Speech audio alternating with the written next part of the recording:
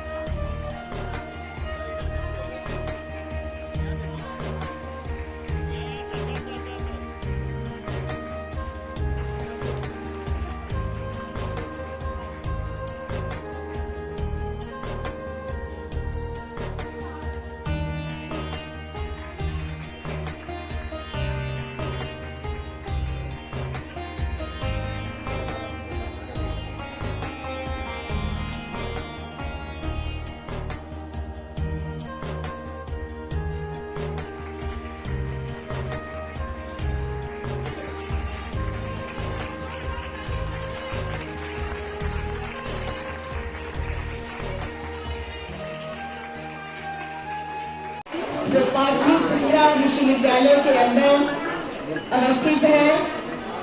आज हमारे बीच हम सबके प्रिय और सबके परिचित हमारे यहाँ पधारे भारतीय जनता पार्टी के प्रदेश के अध्यक्ष एवं सेमिनार का उद्घाटन में अपना कीमती वक्त निकालकर मुझे समय दिया है, इसके लिए मैं बहुत ही आभार प्रकट करती हूँ कि उन्होंने समय दिया इस कॉलेज के लिए।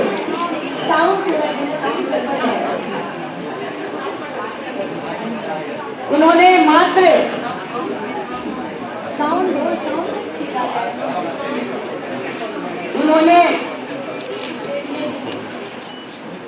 उन्होंने मात्र 2 दिन मेरे आग्रह पर 2 दिन में ही समय दिया और कीमती वक्त, अभी भी कहीं दूसरे जगह जाना था, लेकिन चूंकि महिला कॉलेज है, महिला का है, बच्चियों का है, इसलिए उन्होंने कहा कि नहीं, मैं पहले यहाँ चलूंगी, यहाँ आकर मैं उद्घाटन करके फिर दूसरे जगह जाएंगे।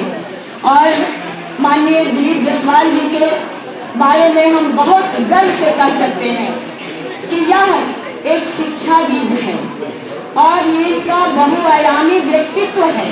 शिक्षा से भी जुड़े हुए हैं, सोशल काम से भी जुड़े हैं, सामाजिक काम भी करते हैं। जिस समय पटना पीएमसीएच मेडिकल कॉलेज और नालंदा मेडिकल कॉलेज ये 2 कॉलेज हुआ करता था, वैसे उन दिनों पूर्णिया और किशनगंज में कोई मेडिकल कॉलेज नहीं हुआ करता था।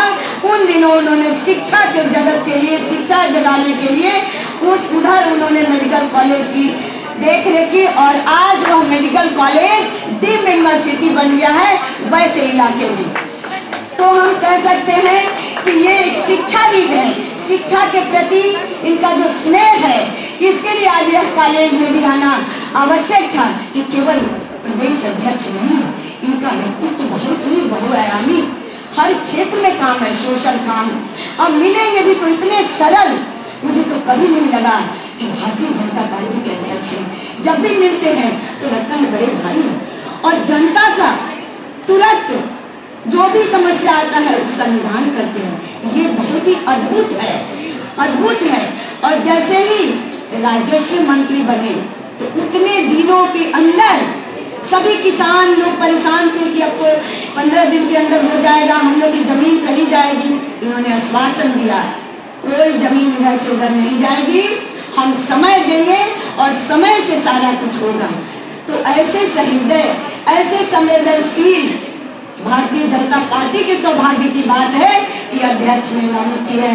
इसलिए मैं आज बहुत ही फिर से ये इनका प्रणाम करते हुए, आभार प्रकट करते हुए और बिहार के तमाम बच्चियों के तरफ से, जो अध्यक्ष जी, ये बच्चियां बिल्कुल ग्रामीण क्षेत्र से आती हैं और मेरा सौभाग्य है कि मैं पिछले 2-3 सालों से इन लोगों का काम कर रही हूँ। और मुझे लगता है कि कैसे ही बच्चियों के लिए सेमिनार हॉल नहीं था तो कहीं आपको बैठा भी नहीं सकते थे, हॉल भी नहीं था, एक कंप्यूटर का नहीं था, सेहत केंद्र नहीं था, कैंटीन नहीं था। ये सब धीरे धीरे हमने कैसे कैसे, जैसे घर में कम पूंजी रहती है तो उसको छोटा छोटा करके करते हैं, इस तरह से इस कॉलेज को हमने खेल के लिए भी आगे पॉट बनाया, हॉल बनाया। ये सारा चीज बस आपके आशीर्वाद और स्नेह से। और बच्चियां यहाँ बहुत इंटेलिजेंट हैं, बच्चियां यहाँ खेल में भी टॉप कर रही हैं, डिबेट में भी टॉप कर रही हैं। आज तो समय नहीं है, नहीं तो 2 बच्चियां तैयार थी डिबेट में यहाँ आपके समक्ष वो अपनी बात रखने के लिए। लेकिन आज मैं यही कह के छोड़ूंगी कि एक दिन और सांस्कृतिक कार्यक्रम और बच्चियों का डिबेट और बच्चियों का सर्टिफिकेट वितरण आपके हाथों से हो। और तीसरा और कहूंगी कि इस कॉलेज की जमीन, आप इतने संवेदनशील हैं। ये 72 साल हो गया इस कॉलेज को। यहाँ खगोल के लोगों ने मिलकर के इस कॉलेज की स्थापना की थी कि यहाँ पर बच्चियां कहाँ जाएंगी पढ़ने, और आज उसका फल है, ये रेलवे की लीज पर चल रही है कॉलेज। इसलिए आपसे विनम्रता पूर्वक आग्रह करते हैं, हमने मुख्यमंत्री जी से भी आग्रह किया है कि ये नहर के किनारे जितनी जमीन है उसमें कुछ जमीन इस कॉलेज को भी दिया जाए ताकि इसका अपना भवन हो जाए और अपनी व्यवस्था, ताकि बच्चियां यहाँ पढ़े और पीजी की पढ़ाई हो, बीसीए की पढ़ाई हो, बीबीए की पढ़ाई हो। तो ये सब हम आग्रह करते हैं।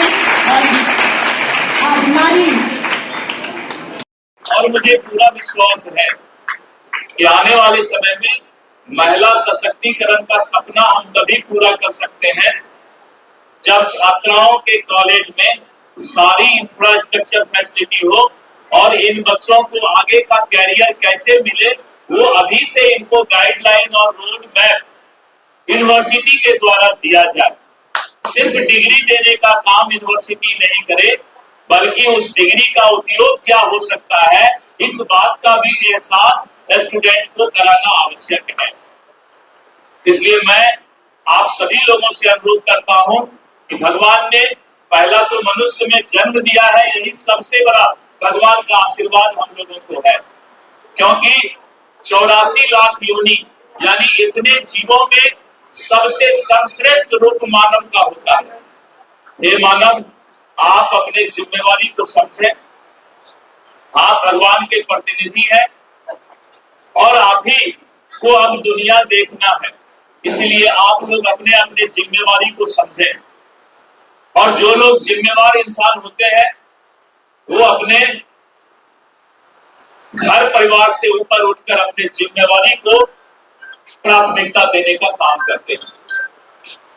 जब हम अपने जिम्मेवारी को चुनौती के रूप में स्वीकार करते हैं, प्राथमिकता के रूप में स्वीकार करते हैं, तभी हम एक अच्छे इंसान कहलाने के लायक हैं या हक में हैं।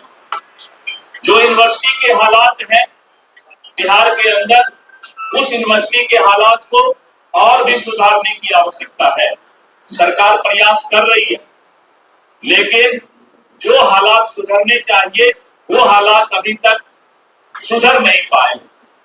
इसलिए मेरा तो अनुरोध है सभी एडमिनिस्ट्रेटिव पोस्ट पर रहने वाले यूनिवर्सिटी के अंदर अफसरान से कि आप बिहार के भविष्य को सुधारने में बहुत बड़ा भूमिका अदा कर रहे हैं, तो आप इस बात को देखें कि हम कैसे बच्चों को रोजगार उन्मुख शिक्षा देने का काम कर सकते हैं। इसलिए मित्रों, मुझे बहुत खुशी है कि आज छात्राओं, विशेष करके महिला कॉलेज है तो यहाँ छात्राएं हैं, आपके बीच आया हूँ।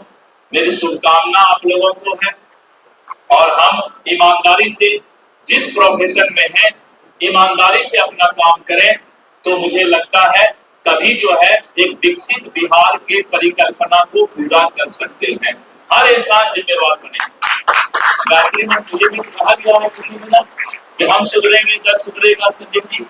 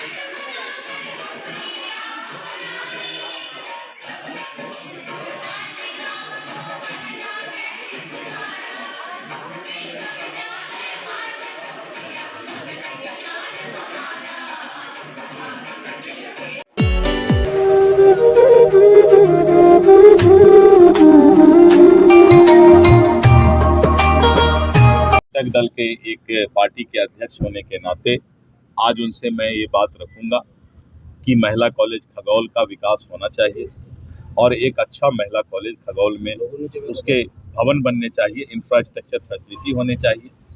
और आज हमने यूनिवर्सिटी के vice chancellor, pro vice chancellor, यहाँ पर प्रो वाइस चांसलर बैठे हुए थे। मैंने उन लोगों को भी अनुरोध किया है कि आप अपने जिम्मेवारी को चुनौती के तरह स्वीकार करें और बिहार के अंदर कोई भी यूनिवर्सिटी ऐसा नहीं हो जहां पर कम से कम क्वालिटी का एजुकेशन होना चाहिए और समय पर परीक्षा होना चाहिए, समय पर रिजल्ट निकलना चाहिए। अगर एक दिन भी सेशन लेट होता है तो ये सबसे बड़ा अपराध vice chancellor, pro vice chancellor और जितने भी एडमिनिस्ट्रेशन में लोग हैं उनका होता है, क्योंकि बच्चों का, स्टूडेंट्स का एक दिन समय बर्बाद करने का हक किसी यूनिवर्सिटी के पदाधिकारियों को नहीं है। इस बात को पूरे बिहार के अंदर सुधार सरकार ला रही है और जो भी vice chancellor, pro vice chancellor अगर सेशन लेट करते हैं, छात्रों का एकेडमिक शैक्षणिक सेशन लेट होता है, तो इसके लिए वो जिम्मेवार कहलाएंगे और इस हेतु मैंने आज अनुरोध किया। क्या कहेंगे, कांग्रेस के साथ बैठक के बाद तेजस्वी अब बैकफुट पे चले गए हैं, मुख्यमंत्री पद पे दावेदारी जो कर रहे हैं? देखिए, आज तक तेजस्वी जी और जो हमारे राष्ट्रीय जनता दल, उनको लग रहा था कि कांग्रेस झोलटंगा पार्टी है, झोला टांगने वाला पार्टी है। मैं तो कहता हूं कि कांग्रेस को अगर थोड़ा भी अगर अपना सम्मान बचा हुआ है तो वो झोलटंगा पार्टी से अलग हटे। और आज तक झोला ढोने का काम किया राजद का कांग्रेस बिहार के अंदर, और धीरे धीरे कांग्रेस समाप्त भी हो रहा है। राहुल गांधी आए थे तो उन्होंने कहा कि आज तक जो भी नेता कांग्रेस का बना, यहाँ पर कांग्रेस को मजबूत नहीं किया। धीरे धीरे कांग्रेस की छवि हो गई थी कि वो राजद का झोला ढोए, और अभी भी झोलटंगा पार्टी है कांग्रेस बिहार में। तो झोलटंगा से ऊपर उठे, झोलटंगा मतलब टांगने वाला, झोला टांगने वाला, वही पार्टी है।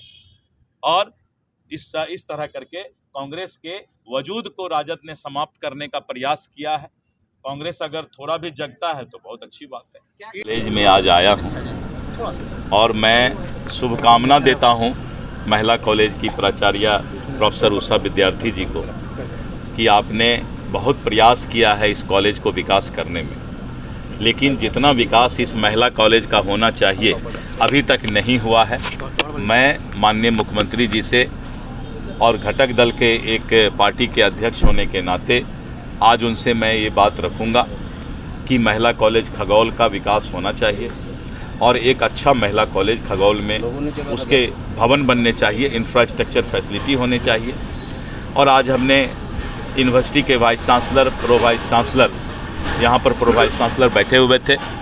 मैंने उन लोगों को भी अनुरोध किया है कि आप अपने जिम्मेवारी को चुनौती के तरह स्वीकार करें और बिहार के अंदर कोई भी यूनिवर्सिटी ऐसा नहीं हो जहाँ पर कम से कम क्वालिटी का एजुकेशन होना चाहिए और समय पर परीक्षा होना चाहिए, समय पर रिजल्ट निकलना चाहिए।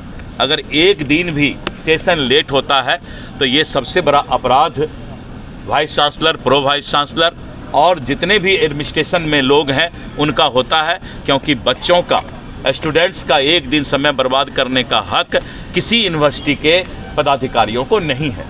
इस बात को पूरे बिहार के अंदर सुधार सरकार ला रही है और जो भी vice chancellor, pro vice chancellor अगर सेशन लेट करते हैं, छात्रों का एकेडमिक शैक्षणिक सेशन लेट होता है, तो इसके लिए वो जिम्मेवार कहलाएंगे और इस हेतु मैंने आज अनुरोध किया। क्या कहेंगे, कांग्रेस के साथ बैठक के बाद तेजस्वी अब बैकफुट पे चले गए हैं, मुख्यमंत्री पद पे दावेदारी जो कर रहे हैं? देखिए, आज तक तेजस्वी जी और जो हमारे राष्ट्रीय जनता दल, उनको लग रहा था कि कांग्रेस झोलटंगा पार्टी है, झोला टांगने वाला पार्टी है। मैं तो कहता हूं कि कांग्रेस को अगर थोड़ा भी अगर अपना सम्मान बचा हुआ है तो वो झोलटंगा पार्टी से अलग हटे। और आज तक झोला ढोने का काम किया राजद का कांग्रेस बिहार के अंदर, और धीरे धीरे कांग्रेस समाप्त भी हो रहा है। राहुल गांधी आए थे तो उन्होंने कहा कि आज तक जो भी नेता कांग्रेस का बना, यहाँ पर कांग्रेस को मजबूत नहीं किया। धीरे धीरे कांग्रेस की छवि हो गई थी कि वो राजद का झोला ढोए, और अभी भी झोलटंगा पार्टी है कांग्रेस बिहार में। तो झोलटंगा से ऊपर उठे, झोलटंगा मतलब टांगने वाला, झोला टांगने वाला, वही पार्टी है। और इस तरह करके कांग्रेस के वजूद को राजद ने समाप्त करने का प्रयास किया है। कांग्रेस अगर थोड़ा भी जगता है तो बहुत अच्छी बात है। ईडी की कार्रवाई को क्या कहेंगे, जिस तरह राहुल गांधी और सोनिया गांधी पर कसने की? देखिए, चाहे राहुल गांधी, सोनिया गांधी, कोई भगवान तो नहीं ना है, ये लोग इंसान है ना। तो जो इंसान है, अगर वो कोई गलत काम किया है तो उसको सजा मिलना चाहिए। राहुल गांधी क्या है, सोनिया गांधी क्या है? वो भी संविधान के अंदर है, कानून के अंदर है। तो अगर उसने गलती किया है तो सजा मिलेगा, इसमें कौन सी बड़ी बात है। कांग्रेस के प्रभारी ने एक आरोप लगाया है कि ईडी और जितनी भी एजेंसियां हैं वो बीजेपी और अमित शाह के इशारे पे काम कर रही हैं। यही इसके बदले आरोप लगाने से अच्छा है कि कोर्ट में जाकर के अपना पक्ष रखें। आरोप लगाने से अच्छा है कि कोर्ट में जाकर के कानून के सामने जो है न्यायालय में अपना पक्ष रखें तो अच्छा होगा। न्यायालय में पक्ष नहीं रखकर वो चाहते हैं कि अपने कार्यकर्ता का दुरुपयोग करके और विरोध करके हम अपने पाप से बच जाएंगे, तो ये उनकी गलतफहमी है, क्योंकि माननीय न्यायालय इन सब बातों के प्रभाव में नहीं आता। क्या कहेंगे बांग्लादेश में क्या कहेंगे? आज वही हमने कहा कि समय समय पर ये ठगबंधन चलता है, गठबंधन कभी रहा ही नहीं है। समय समय पर राजनीतिक ठगबंधन करते हैं। जनता समझती है कि किनका विश्वास है और किनका विकास है। तो एनडीए के सरकार में विकास तभी है क्योंकि जनता का विश्वास है। कल महागठबंधन की बैठक होने वाली है। वही हमने धन्यवाद है कि नारी शिक्षा के ऊपर महिला कॉलेज खगौल में संवाद रखा और माननीय प्रधानमंत्री जी को बहुत बहुत साधुवाद है। नारी शिक्षा का सभी प्रतिनिधित्व देने वाला काम है। सब प्रकार से राजनीतिक रूप से, सामाजिक रूप से, शैक्षिक रूप से, सभी प्रकार से जो महिलाओं को आज हासिल हो रहा है पूरे भारत में। आज आप देख रहे हैं कि एयर स्पेस से लेकर टेक्निकल से लेकर इंजीनियर से लेकर सभी प्रकार से महिलाओं का जिस प्रकार का प्रतिनिधित्व बढ़ रहा है। आधी आबादी जो भारतीय परंपरा पे नारी अपने आप में प्रतिनिधित्व करने के काम करती थी, उन विषयों को पुनः जागृत करते हुए देश को आगे बढ़ाने का काम प्रधानमंत्री नरेंद्र मोदी जी कर रहे हैं। और उसी नारी शिक्षा के संवाद को माननीय दिल्ली जसवाल जी भी आए थे, इसके लिए बहुत बहुत साधुवाद, धन्यवाद। कलकत्ता जल रहा है, बंगाल जल रहा है। आज समझना पड़ेगा जो तुष्टीकरण की नीति और रीति करने वाले लोग बांग्लादेश से निकलकर बंगाल किस प्रकार से जला है, आज पूरी तैयारी उसी प्रकार से लोग कर रहे हैं कि बंगाल की तरफ बिहार में भी हो। इसलिए जो मैं बार बार कहता हूँ कि श्रीमान राहुल यादव जब पटना आते हैं तो सुप्रीमो के यहाँ ईटिंग करने का काम करते हैं। तेजस्वी यादव जब जाते हैं दिल्ली तो सिटिंग करने का काम करते हैं। उनके साथ बैठने वाले मनोज झा से लेकर संजय यादव जी हैं। कोई अति पिछड़ा दलित का व्यक्ति नहीं रहता है। ये जनता तय करेगी कि समय पर सिटिंग कौन होगा। तो आज जो तुष्टीकरण की रीति और नीति बढ़ी है उसका परिणाम और परिणति दिखाई दे रहा है पूरे बंगाल में। बिहार में मैं कहना चाहता हूं कि एनडीए गठबंधन के साथ ऐसा कुछ नहीं चलने वाला है। जो तुष्टीकरण की नीति के आधार पर जो बढ़ना चाहते हैं, ये बात परिलक्षित हो गया है कि वक्फ बोर्ड के ऐसे अनेक विषयों पर जिस प्रकार से उन्होंने विरोध करने का काम किया, ये तो माननीय नरेंद्र मोदी जी की सरकार है जो वक्फ बोर्ड बिल पर पारित करवाते हुए गरीब मुसलमानों को हक मिलने का काम हुआ है। उसके बहुत सारे राहत भी मिले हैं, क्योंकि चाहत जागृत होती है तो राहत अपने आप परिवर्तित होता है। क्या कहेंगे बंगाल और पाकिस्तान के जो आतंकवादी संगठन है उसके नाम भी आ रहे हैं बंगाल में इस तरह के दंगे करवाने? आज हर चीज़ पर आप देखिएगा कि जिस प्रकार से अपदस्थ करने का काम बंगाल में बांग्लादेशियों के द्वारा किए जा रहे हैं, कि ग्रेटर बांग्लादेश का कॉन्सेप्ट से लेकर पाकिस्तानियों के लेके, तो आज अलग अलग प्रकार से ममता बनर्जी जो प्रश्रय देने का काम की है देशद्रोही लोगों को, आज रोहिंग्या मुसलमान से लेकर सब दिल्ली का उदाहरण है चुनाव के किस प्रकार से गलत रूप से वोटर लिस्ट में नाम जोड़ने का काम किया और वोटिंग राइट लेने का काम किया है। आज सजग रहने की आवश्यकता है, सामाजिक रूप से भी, राजनीतिक रूप से भी। लालू और तेजस्वी के बाद क्या राहुल और सोनिया का भी नंबर है ईडी से? आज आप देखिए कि ईडी के जो परिणाम और परिणति है, तो जो उन्होंने किया है उसका कर्तृत्व तो एक एजेंसी है, जांच एजेंसी अपने आप करती है। उसका परिणाम और परिणति जांच एजेंसी जो करेगी उसका परिणाम साफ। कांग्रेस कार्यकर्ताओं ने आरोप लग रहा है कि ईडी और ये तमाम चीजें अमित शाह के इशारे पर कर रहे हैं। आज हर चीज आप जानेंगे कि भाई किसी पर आरोपित करने की मतलब एक समय में तो लालू प्रसाद यादव जी चारा घोटाला वाला विषय पर क्या हो रहा था, करने वाले विषय कौन थे, करवाए कौन थे, परिणाम किनके द्वारा आया। तो इसमें कोई एजेंसी पर प्रभावित करने का काम नहीं है, इंडिपेंडेंट एजेंसी है, जो जैसा कर्म करा है वैसा ही परिणाम और परिणति। कांग्रेस कार्यकर्ताओं ने ईडी कार्यालय पे जमकर हंगामा किया, खिसियानी बिल्ली खंबा नोचे, ये तो रहेगा ही उन लोगों का कि जैसे जैसे मामला उजागर होता है और उजागर का परिणाम भी किस प्रकार से फलाफल होता है वो जनता तय करती है। इसलिए जनता का ही विश्वास सबसे बड़ा विश्वास है। जिस तरह से तेजस्वी यादव ने कुछ दिन पहले कहा था कि हम बिहार में गठबंधन के मुख्यमंत्री के चेहरे हैं, आज जो है वो बदल गए हैं जब राहुल गांधी से बैठक हुई, तो क्या कहेंगे उसमें? आज वही हमने कहा कि समय समय पर ये ठगबंधन चलता है, गठबंधन कभी रहा ही नहीं है। समय समय पर राजनीतिक ठगबंधन करते हैं। जनता समझती है कि किनका विश्वास है और किनका विकास है। तो एनडीए के सरकार में विकास तभी है क्योंकि जनता का विश्वास है। कल महागठबंधन की बैठक होने वाली है। वही हमने कहा कि महागठबंधन की जितनी बैठक करना है कर ले। जब मैंने कह दिया कि भाई ईटिंग मीटिंग सिटिंग, तो तय करने वाला वो लोग तय करते रहे, ईटिंग और मीटिंग तय तो जनता सिटिंग का करेंगे। मैम छोटा सा एक आप बता दें। मुख तक पहुँचे कि यह एक समझिए कि महिलाओं के बीच में बुला के बहाना था ताकि मुझे ज़मीन मिले, इस कॉलेज को ज़मीन मिले। आप लोग से भी यही आग्रह करते हैं कि हमारे माननीय मुख्यमंत्री जी कितने जगह ज़मीन दिए सभी को, इंस्टीट्यूट को, और एक ये महिला कॉलेज, आप लोग इसी इलाके के हैं, इस इलाके में कोई दूसरा महिला कॉलेज नहीं है। जेडी विमेंस कॉलेज तो शहर का कॉलेज हो गया, जो ग्रामीण क्षेत्र और शहरी क्षेत्र दोनों का मिक्स क्षेत्र है। ये रेलवे भवन में चल रहा है, उनकी कृपा पर चल रहा है। हम यह मांग अभी किए हैं कि मैंने मुख्यमंत्री जी से भी मांग की, आप भी सदन के नेता हैं, तो आपसे भी हम मांग करते हैं कि हमको ज़मीन मिले और इस ज़मीन में हम अपने विधायक हमारे भाई संजीव चौरसिया जी, और ये बड़े नेता हैं बीजेपी के, और सदन के अंदर बैठते हैं, सब लोगों से बातचीत करते हैं, तो बुलाया हमने कि भाई इसको ज़मीन मिले। और बहाने बच्चियों को क्या सुविधा मिल सकती है, नरेंद्र मोदी जी ने कौन कौन सी योजना दिया है जिससे बच्चियों को लाभ मिल सके, महिलाओं को लाभ मिल सके, इन सारे चीज़ों को संवाद के लिए हमने प्रो वीसी साहब को, वीसी साहब को और संजीव जी को, लेकिन प्रो वीसी साहब अभी थोड़ी देर से आए हैं, लेकिन आए हैं। हमारे पूर्व विधायक अरे आशा जी अभी उपस्थित हुई, यहाँ के चेयरमैन सुजीत जी आए, सबको मैंने इसलिए बुलाया कि भाई देखो और मदद हो, कैसे इस कॉलेज का भवन बने और कैसे यहाँ पीजी की पढ़ाई शुरू हो, बीसीए की पढ़ाई शुरू हो, बीबीए की पढ़ाई जो पहले होती थी जो बंद हो गई वो अब चालू हो, ताकि बच्चियाँ यहाँ एमए का भी एजुकेशन प्राप्त करें। इसी सब के लिए हमने यह आयोजन रखा, एक नारी संवाद योजना रखा, जिसके तहत सारी बातें थी जो हमने उजागर किया। और आप सबसे भी आग्रह करें, आप सब लोग इधर के लोकल हैं, आपकी भी बहन बेटी यहाँ पढ़ती होगी और ये, लेकिन अब एमए की पढ़ाई हो रही है तो एमए की भी पढ़ाई खुलनी चाहिए यहाँ। तो इन सारे चीज़ों के लिए हम लोगों ने बुलाया सबको और आग्रह विनती की है। बाकी आप सब आए, आप सबको भी बहुत बहुत आभार, बहुत बहुत धन्यवाद।